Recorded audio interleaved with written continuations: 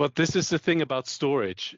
If you're going to store a B100 or a blend with gas oil, it should be stored in your diesel, like a marine gas oil storage tank, and not in your heavy fuel oil tanks.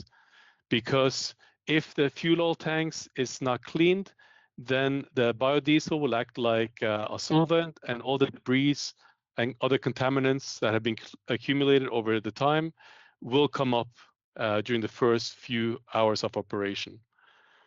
The fuel treatment, it should be the same as marine gas oil, but we recommend that the separators, if a separator is used, to stop the condition washing or water washing.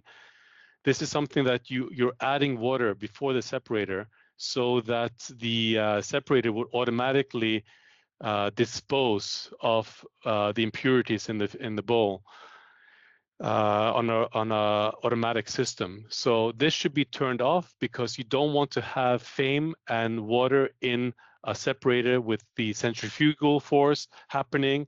It will start creating soap in most cases. And if the water is not thoroughly removed from the separator, it will be passed on to the fuel treatment plant, and then you can get bacterial growth in, let's say, the service tank. So that is why it's recommended to turn this off or bypass it, but that has to be considered by the technical department and by class.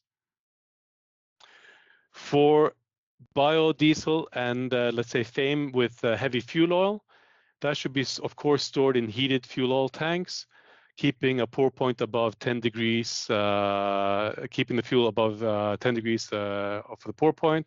This is something that is already being performed today with the fossil fuels. Need to drain the tanks on a regular basis, and not to mix it with any kind of other fuels on board. But this is what's been practiced right now with, for example, VLSFO.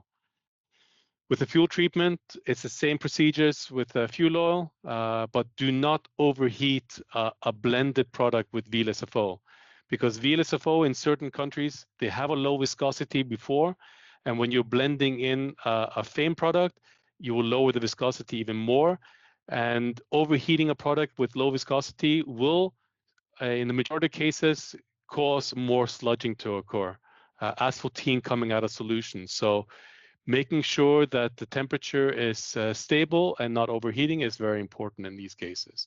And again, the separators, do not use water washing, condition washing, adding water before the separators. That should be turned off because of the same issues that I mentioned before.